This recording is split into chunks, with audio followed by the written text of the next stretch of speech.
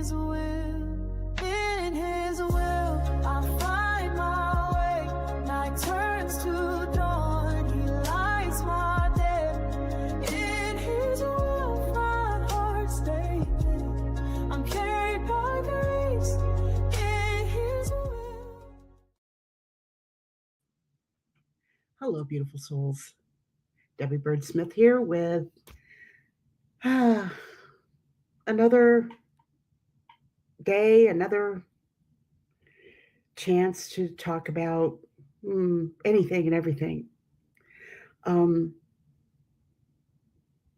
love this community that we've created here. I really do. And I just want to say that I'm in so much gratitude for your prayers and your support. And I wanted to ask you if you might look at that join button down there and see if you want to join this little tribe.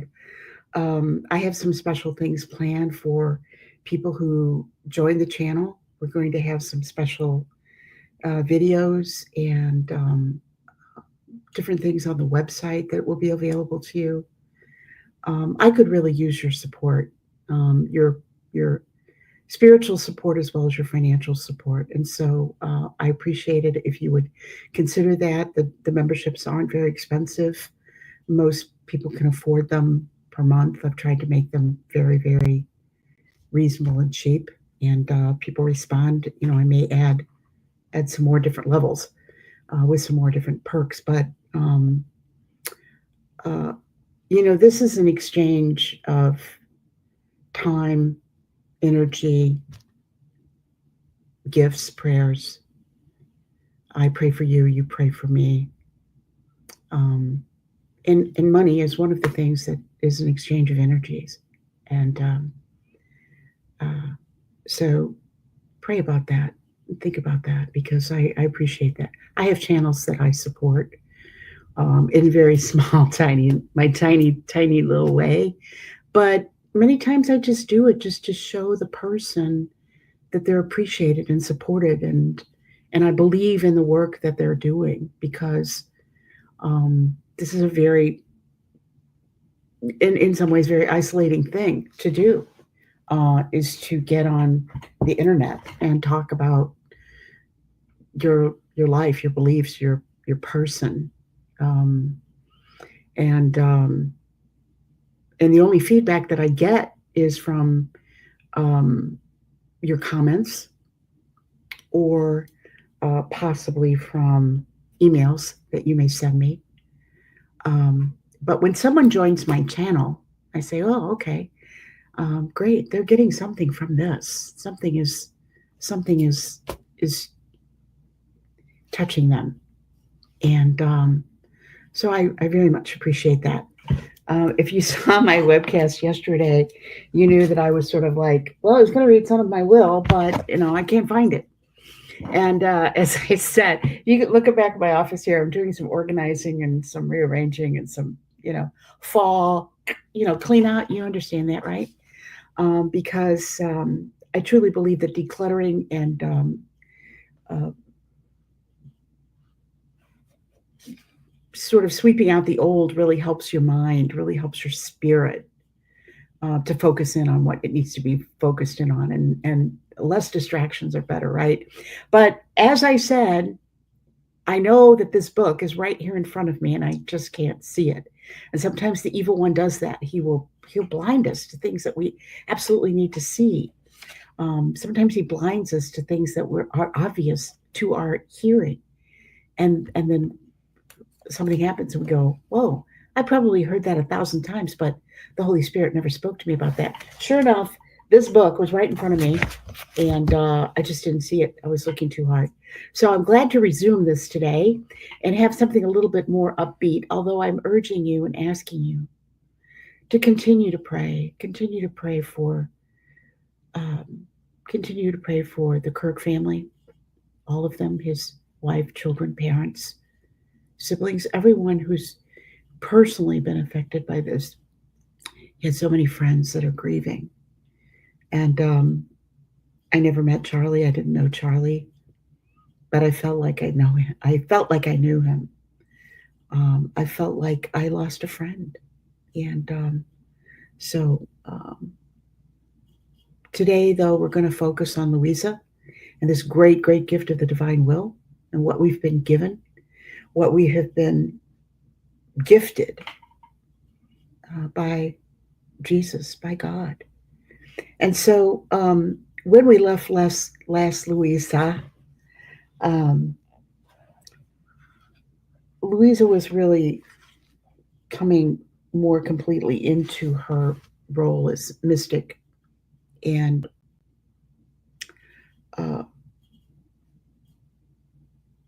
her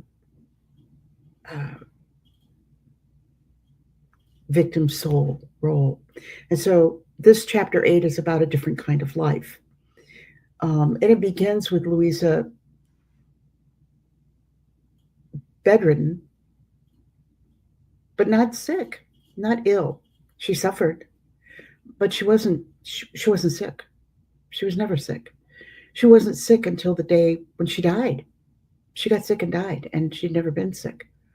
So this is the way that chapter 8 begins, bedridden but not sick.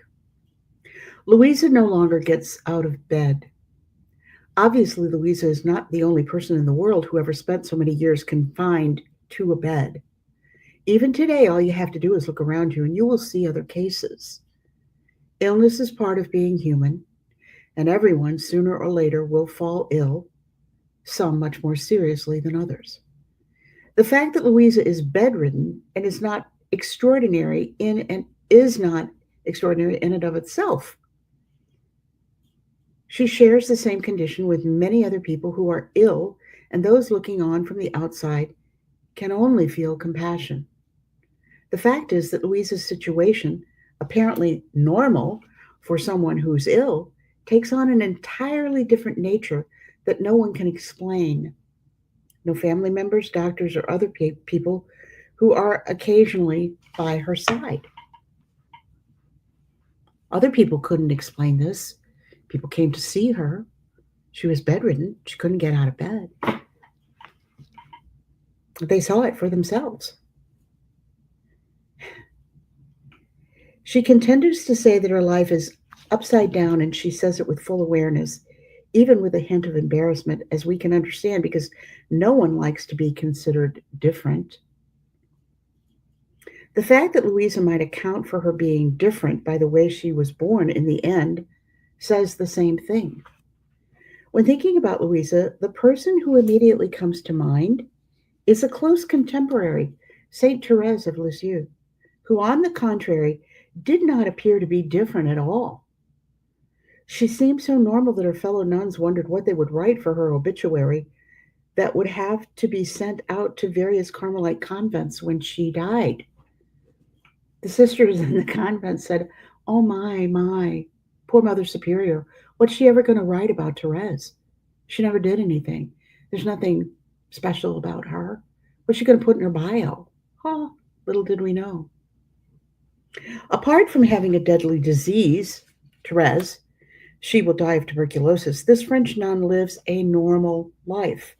She follows orders to write her memoirs, starting with her childhood and including some recollections by the other nuns, as well as simple poems and plays that are produced for special occasions in the monastery.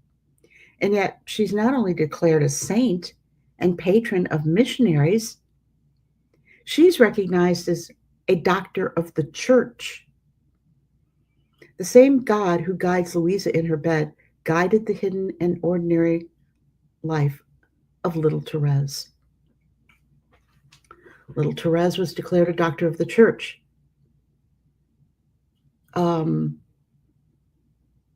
There aren't a lot of women doctors of the church. There certainly weren't when Therese was declared a doctor of the church, which is a very, very, very, very high place in consideration of the church, in consideration of your contribution to the church.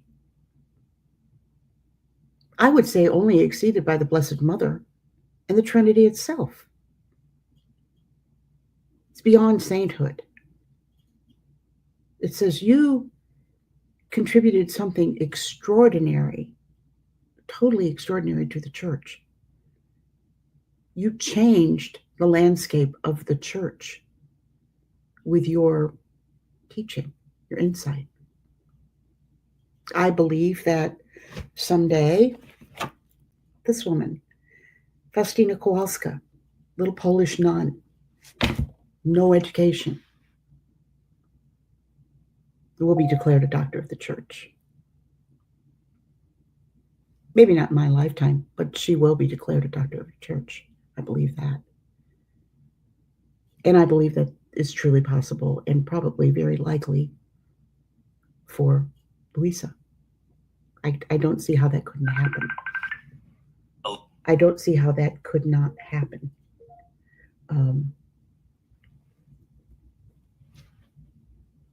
So what does this mean? Without delving into the mystery of God, we can see the credibility of lives lived heroically. Something feasible for all people in spite of how it may seem on the outside. And even though at a certain point in her life, everyone will point to Louisa as the saint, that's what they called her in her village. If we do not look at holiness through the lens of awareness that it is something lived out in the ordinary, those whom the Lord calls to live a life that appears unusual risk becoming a freak show through the eyes of the collective imagination. So this is a little bit unusual here, we're hearing, to be different. Therese certainly was not different. Faustina was not different. Not in the eyes of those around her, certainly. If Faustina was considered anything, she's probably considered a little weird. Some of the sisters thought she was mentally ill.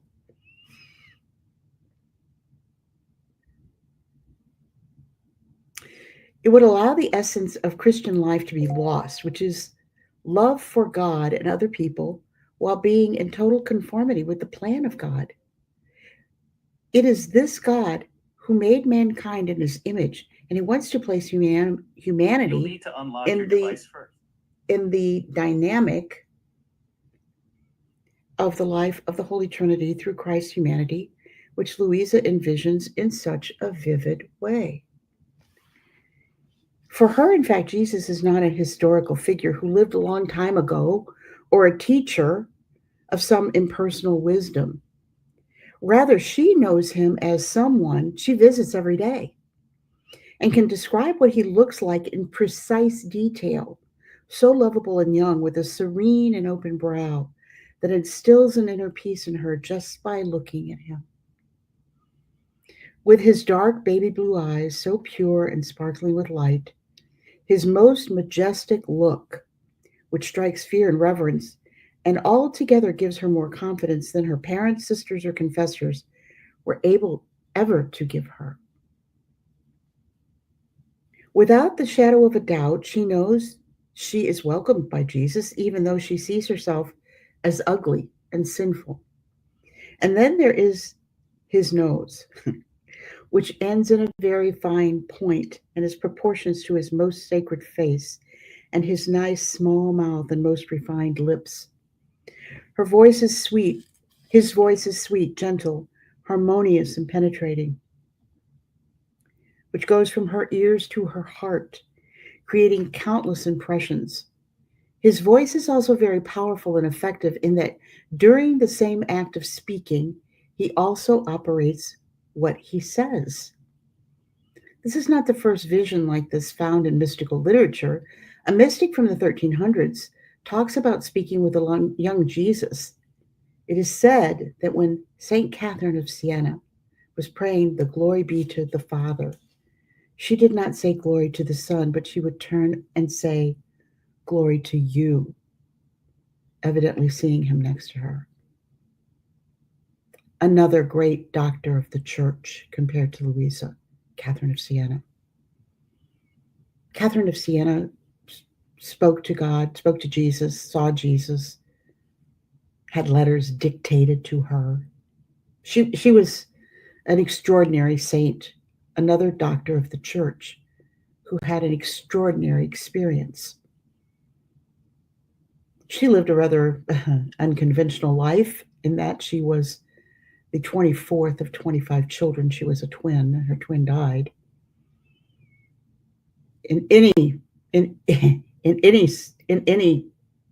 culture, 25 children would be extraordinary.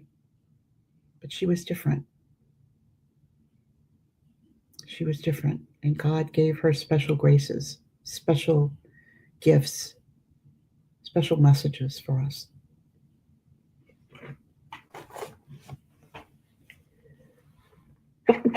Excuse me. I'm so sorry I keep sneezing.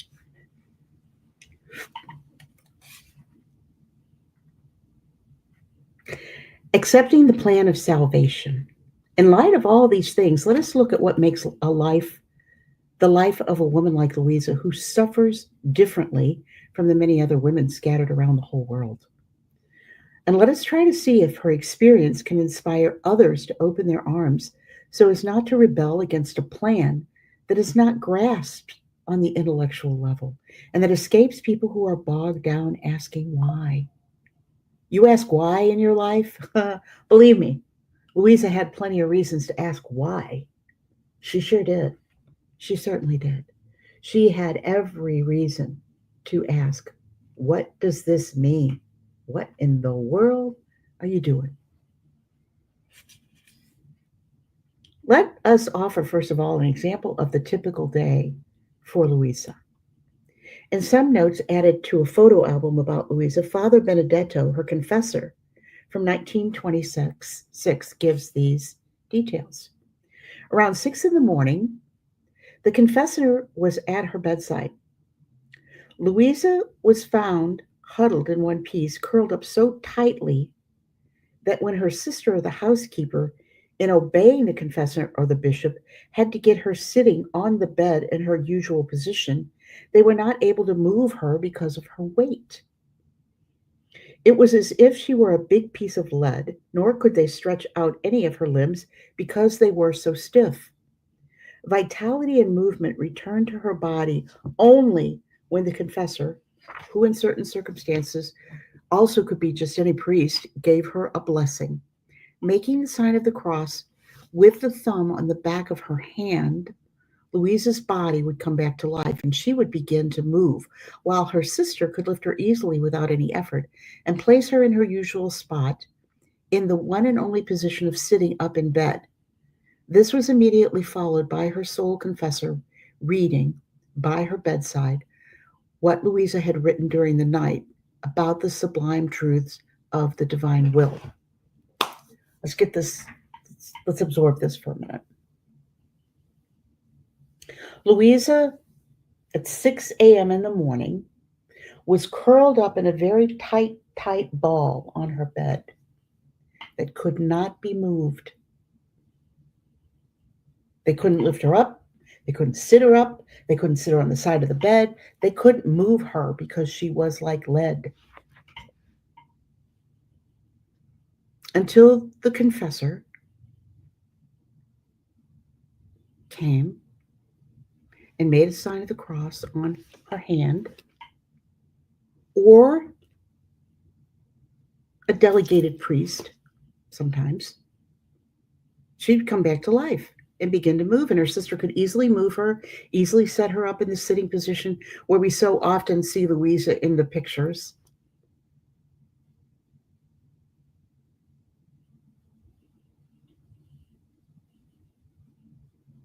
And then her sole confessor, S-O-L-E, her only confessor, would read to her what she wrote in the night.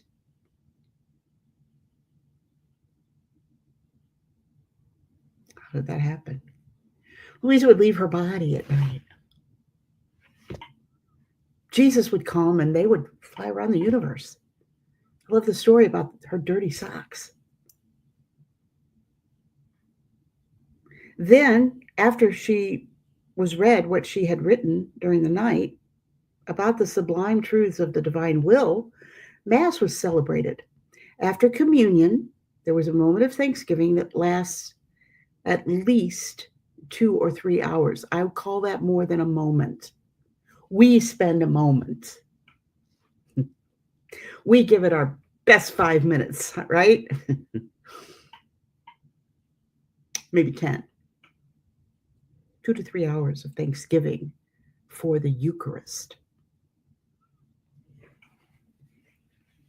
Afterwards, Louisa, who is an expert in making lace, begins her handiwork while sitting up in bed.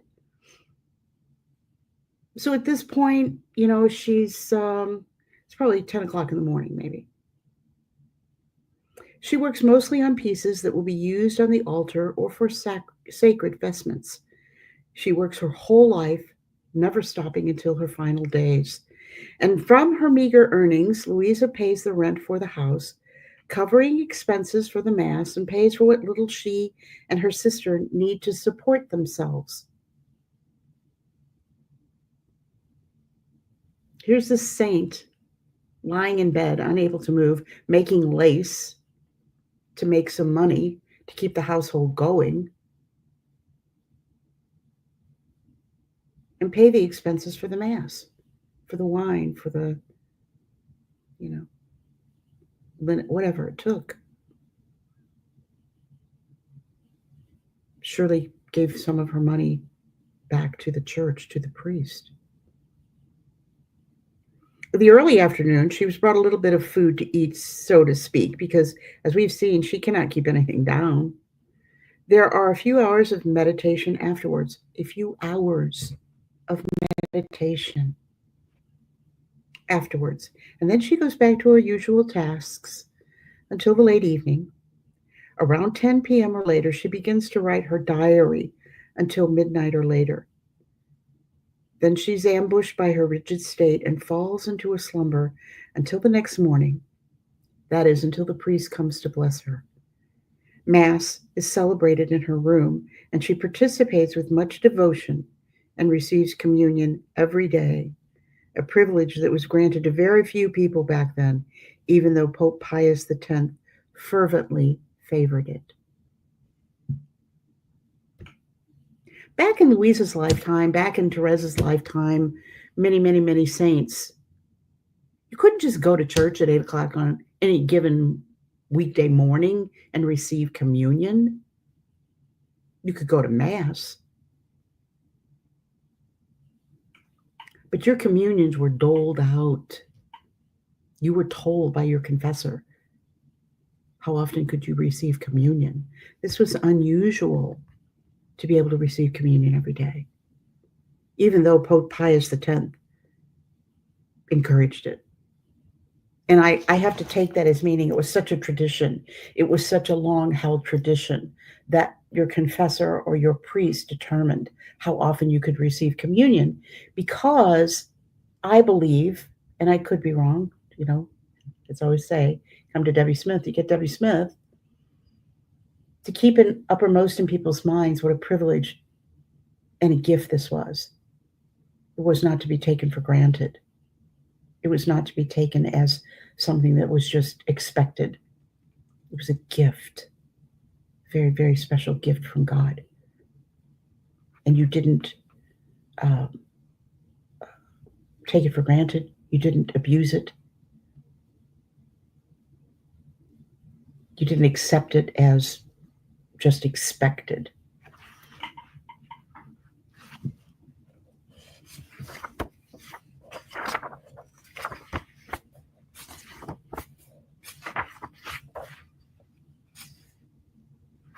I think I'm going to stop here, actually.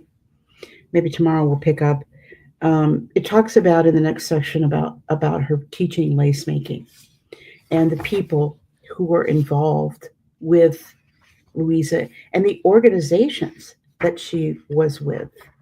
I think I'll go ahead and maybe finish this little piece, and then we'll save the next section for tomorrow. Teaching lace making. Her bobbin lace making puts her in contact with people who commission her for work and with young women who want to learn the craft. So see photo 2. There are photos in this book. And I encourage you uh, to look at those if you have the book. This is photo 2. This is Louisa making her lace. And as you can see, look at the smile on her face. Look at the smile on her little face.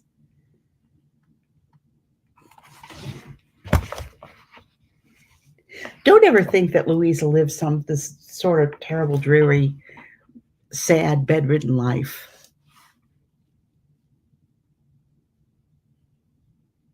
She was happy. She suffered. Yes, she did. But it teaches us very plainly that we can suffer and still be happy, still feel blessed, still feel joy. We're supposed to. We're supposed to feel joy in our lives. If for no other reason, this great gift given to us of salvation of Jesus Christ. But we have a special reason to rejoice because we've been given the gift of the divine will. It says the people of Carrara subsist on agriculture, and lace making is a highly sought after specialized skill. And as it so happens, for example, in tailor shops, where the seamstress is the artisan who teaches and passes on a craft, Louisa and her girls not only chat, but also recite the rosary. At Louisa's home, they also meditate often on the hours of the Passion, which a few of them know by heart. They read and recited the hours of the Passion so much that they knew it by heart. This is how the time was passed during the day while they were making lace. I just imagine 2 or 3 girls sitting around learning and spending time with Louisa, her helping them, showing them something, maybe, expressing some kind of praise or encouragement about how they were doing.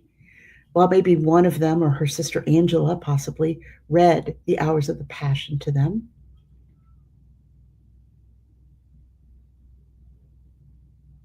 Maybe they worked in silence after they heard the hours of the Passion, just doing their work and meditating. Some things that we can do are just so meditative, such meditative work. If you're a knitter, you know what I mean. You can sit and knit sort of mindlessly, but still it's like a meditation. Knitting or some other craft like that can become like a prayer with each stitch. Each stitch in needlework, each stitch in knitting, crocheting, whatever. Each stroke of paint in painting, whatever it is. God has called you to a craft. It's just another way of meditation and creating something beautiful. God is always creating, and he wants us to co-create with him. Father Benedetto Calvi, her last confessor, calls her bed a teaching chair of wisdom, while Archbishop Giuseppe Carrara, who is Archbishop of Trani from 1971 to 1990, defines it as a second altar. Imagine that. Her bed, a teaching of wisdom, a second altar.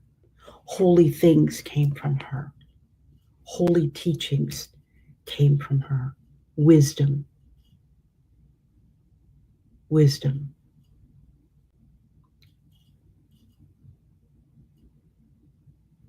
We should all be praying for wisdom. Louisa is like a sister, mother, and life mentor for her girls. By teaching them a craft, she is fostering their personal development, ensuring them of a future that is more rewarding on a personal level and more promising financially. She speaks to them in their dialects so that no one will feel out of their element.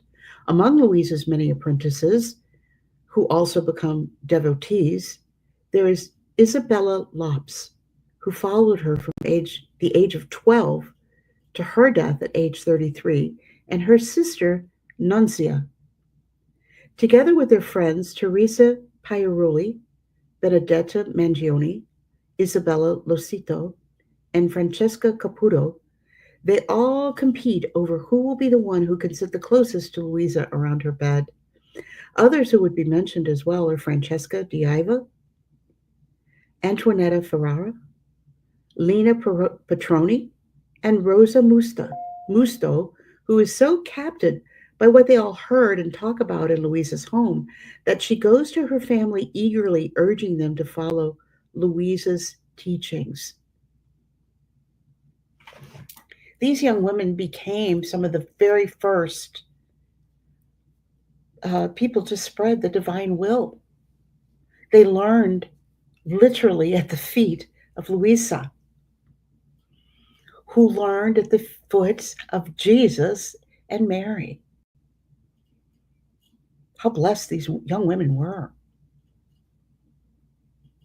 But not only was she teaching them spiritual truths, wisdom, she was also teaching them something that was very, very practical. I loved the practicality of Louisa. Louisa was a practical person. She didn't try to call attention to her. In fact, she kind of resisted the attention. She didn't want the attention. She felt comfortable with these young women. They were young women like herself. They grew up in this agricultural world of farmers, tenders of the land. And your role as a woman was to become a wife, a mother, a helpmate to your spouse in taking care of the land and your children, who you had many of, so they could help take care of the land as well. Or become a religious or some kind of craftsman, maybe. But those were not the norm. Those were not the majority of people. They were specialized. Tailors, lace makers, blacksmiths, people who made things that couldn't be made by sort of the average farmer Joe. What a simple life she lived, an extraordinary life. Take the extraordinary out of it. Take the, take the mystical out of it. She really kind of tried to live a very ordinary life, a life that was familiar to her in her growing up, of what other people did and how they lived. She didn't set herself above anyone. She tried to contribute to her community, to her surroundings, by teaching the young women. And though she knew she couldn't be a nun, although she did get to live with the nuns for a while, she wasn't called to be a nun. She had a very special purpose. In her way, I'm sure she felt like that was just her little community. Something highly prized by the girls is being able to spend the night at Louisa's home in an adjoining room. Can you imagine?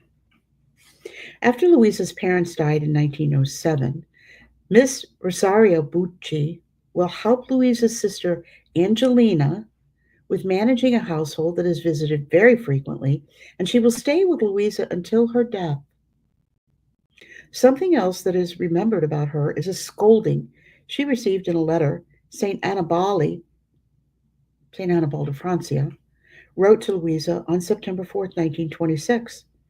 In a threatening tone, he writes, "Tell Rosaria," I think that is her name. He wasn't even sure of her name, "to dare no longer to touch you and caress you as she did once in my presence.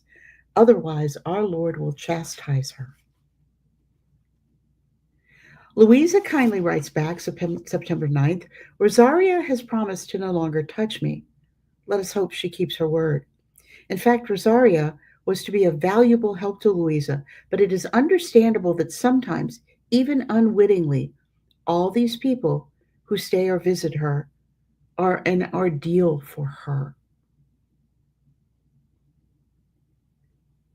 Anna Forgis and Maria Greca Calvi, Father Benedetto's sisters, help with transcribing her writings during the years they are published. Maria Greco's prayer booklet, All Love to Jesus, is still preserved. Also, Miss Rosina Ferry, a very faithful devotee, whose task is to comb Louisa's hair every morning, left behind a small book she hand copied herself of prayers Louisa had written ever since she was a girl. It is titled Longing for Holiness. As can be seen, Louisa is surrounded by a little army, a circle of women, some of whom are consecrated, who form a true cenacle of prayer and virtue. I think it was a very common practice in those times.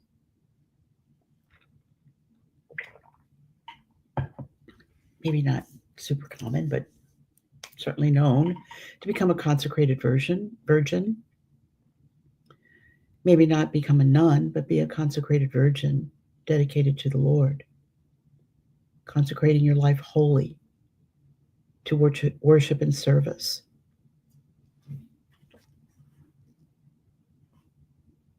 In addition to those already mentioned are the young women Arcangela, Philomena, and Giuseppina.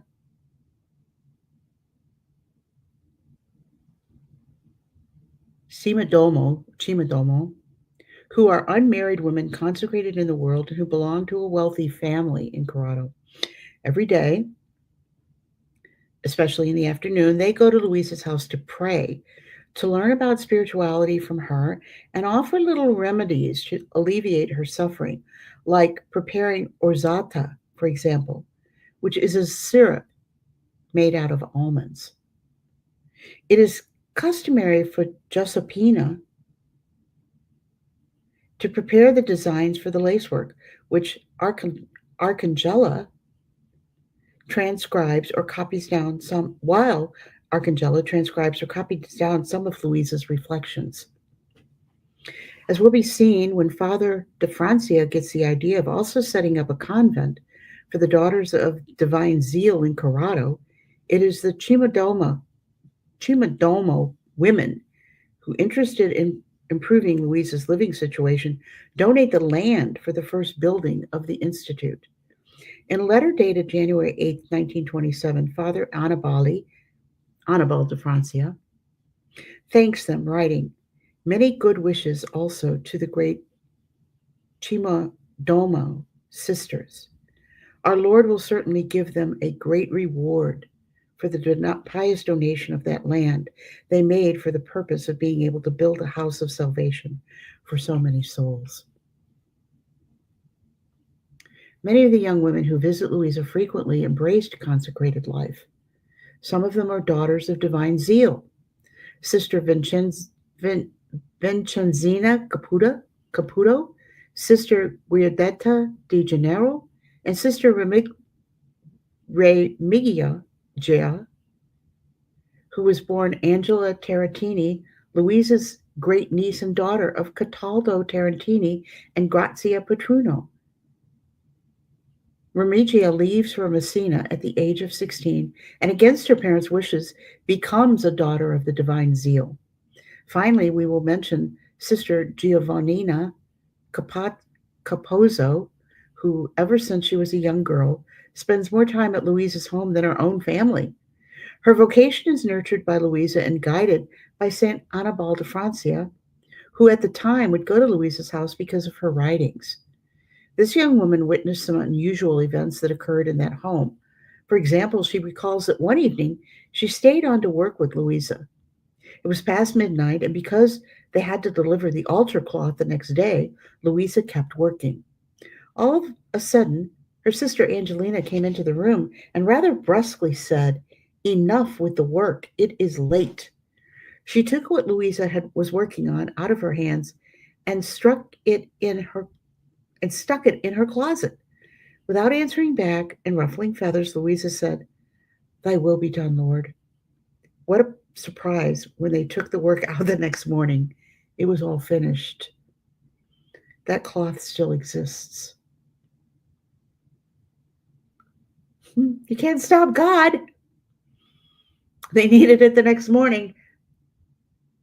Somebody came and finished that lace. Somebody came and finished that altar cloth. The angels, I believe, came and finished that in that closet. Among Louisa's relatives, the first to be mentioned, is Angelina, her sister, who was 7 years younger and who helped her day and night.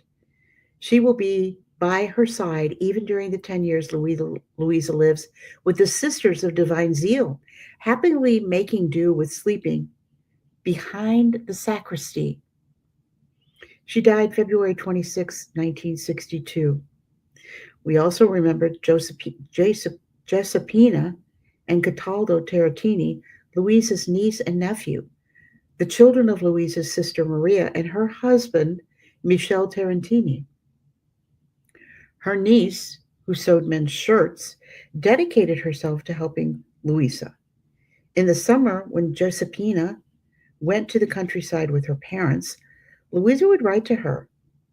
Louisa writes to Cataldo while he is on the front lines during the First World War. He had 6 children, and among them was Sister Remigia. Obviously, Louisa came from a very holy and dedicated family. Her nieces, her nephews, her sisters.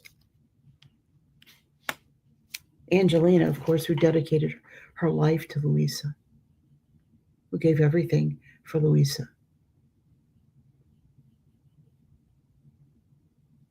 Lived everywhere she lived. Slept behind the sacristy.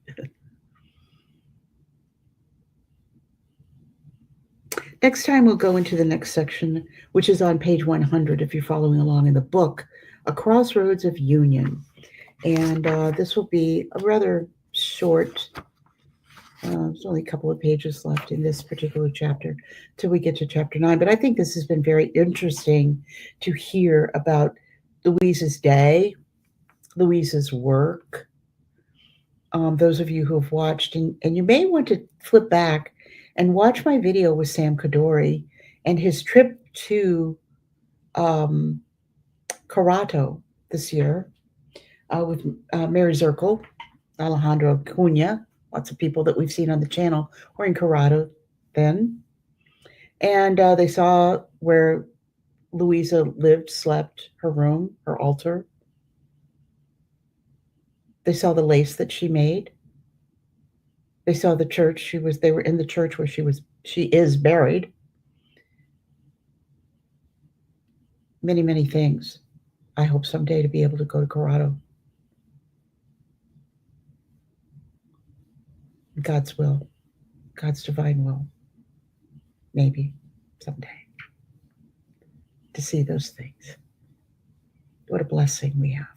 What a blessing that we have to have this book that gives us so much inside information, the inside edition to Louisa Piccarreta. So until next time, remember, I pray for you. Please pray for me. And always stay in His will. Until next time.